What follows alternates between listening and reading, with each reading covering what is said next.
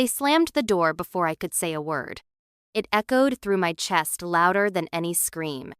I stood there 18 years old, clutching a tattered duffel bag, barefoot on the porch, one hand on my belly, and the other wiping away the tears they never cared to see. No money, no home, no. We'll figure this out together. Just silence. The kind of silence that tells you, you're on your own now.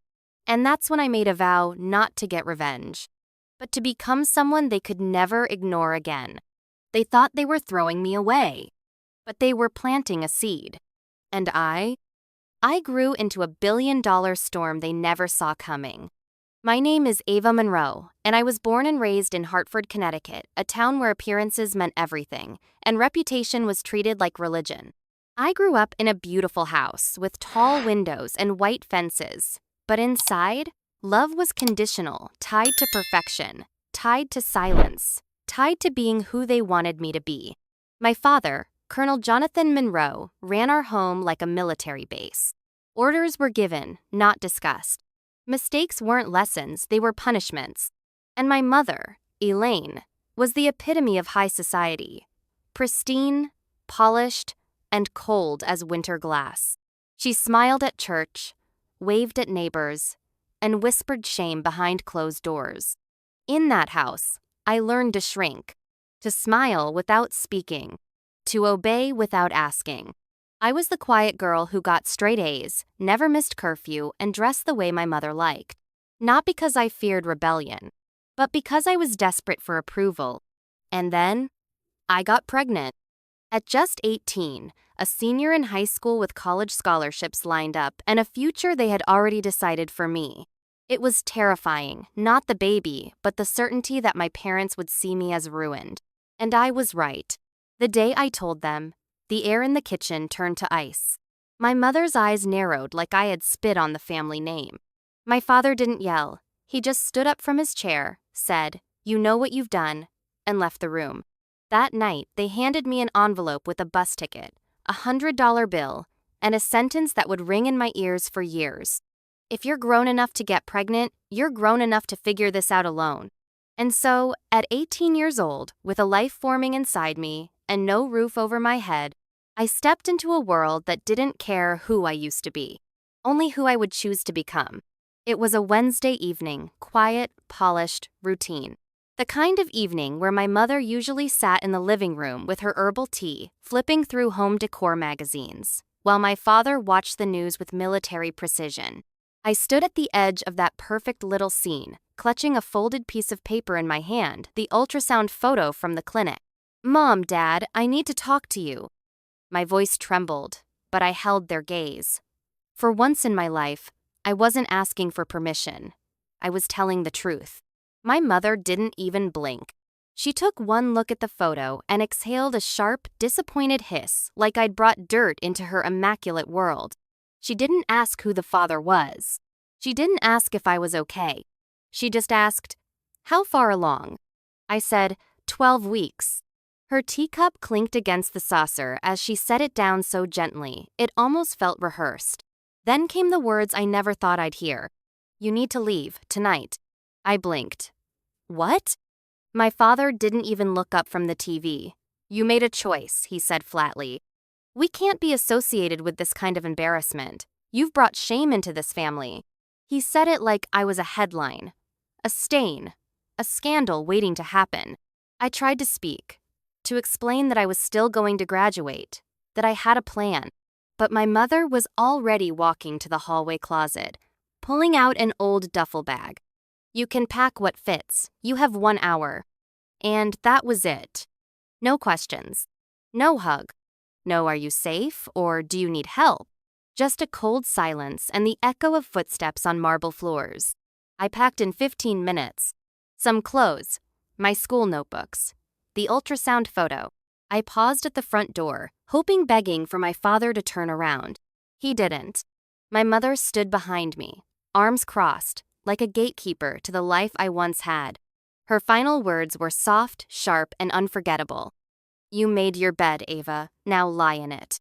Then the door closed behind me, and for a moment, it was just me, the night air, and a life I wasn't ready for. I was 18, pregnant, and alone. But in that silence, something inside me hardened. Not bitterness, not hate. Something stronger. Resolve. I looked up at the moon, placed my hand on my stomach, and whispered, "You and me, kid, we'll figure this out, and one day we'll show them exactly who they left behind." I spent the first night on my best friend Zoe's couch. Her apartment smelled like old takeout and lavender oil, and her tiny dog barked every time I moved, but to me, it felt like a sanctuary. It wasn't much, but it was safe. Zoe didn't ask me 1,000 questions. She just made me tea, handed me a blanket, and said, "You're not alone. Not now, not ever." That night, I curled up under a worn-out quilt, one hand over my belly, and let the grief wash over me like cold rain.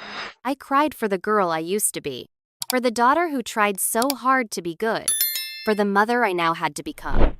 But even through the tears, I made a quiet promise.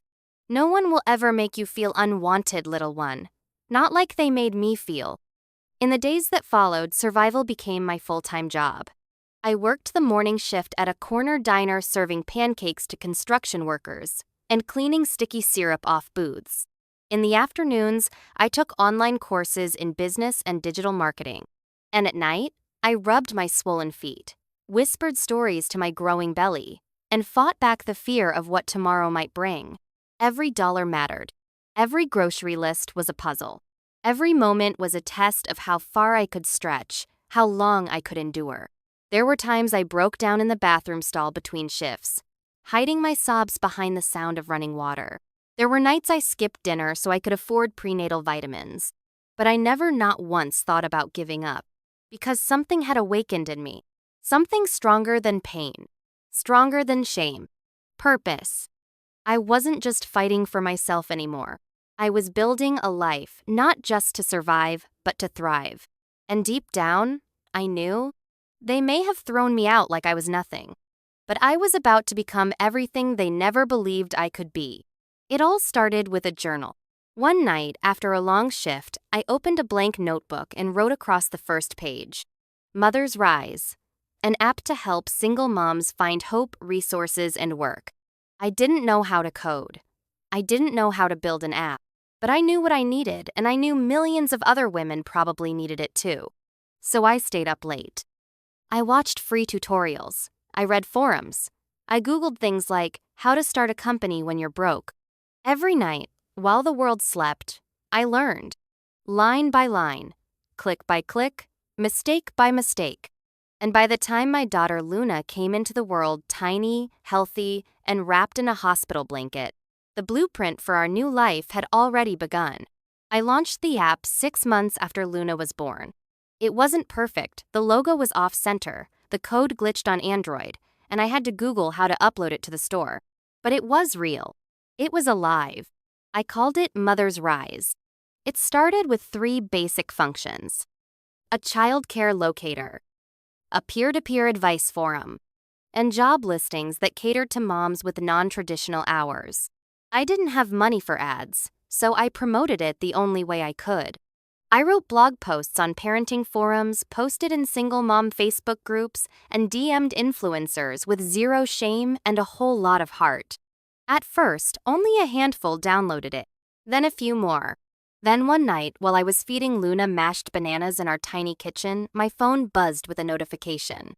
0 new users registered today. I stared at the screen, my hands trembling. Something had shifted. I wasn't just surviving anymore. I was building something that mattered. From there, things moved fast. I pitched the app at a local startup competition, not because I thought I would win, but because I needed someone to believe in it. I stood on stage in a thrift store blazer with cracked heels, holding Luna on my hip as I spoke. I told them the truth. I built this out of desperation, but now I see. This isn't just for me. This is for every woman who's ever been told that her story ended with motherhood. This is our beginning. The room went silent. Then, applause. Thunderous. Real. A week later, I received my first seed investment, $25, 0 from a woman who said, "I see myself in you, build this." And I did. I hired my first 2 team members, both single moms with tech backgrounds, who had been pushed out of their previous companies after having children. We worked from my apartment, taking turns holding babies while we coded, wrote emails, and scheduled Zoom meetings. We were building more than an app. We were building a movement. By year 2, Mother's Rise had over 1 million users. By year 3, we had secured Series A funding of $8 million. I stood on stage at Women in Tech Summits, my name on Forbes' 30 Under 30 list, giving interviews on how to balance diapers with data analytics. And every time someone asked me, "How did you go from homeless teen mom to CEO of a multi-million-dollar company?" I smiled. Because I knew the answer. Because no one else believed I could.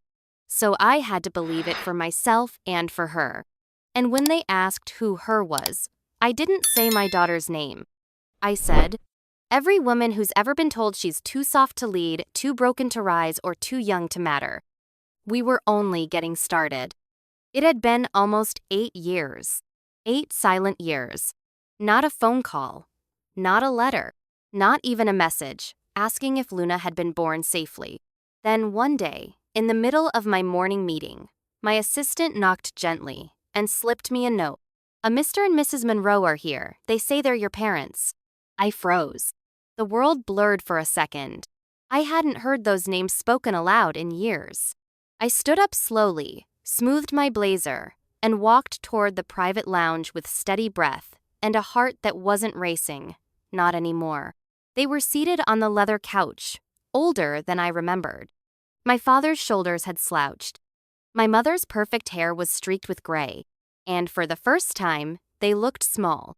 "Ava," my mother said, standing halfway, her eyes glassy, "we didn't know how else to reach you."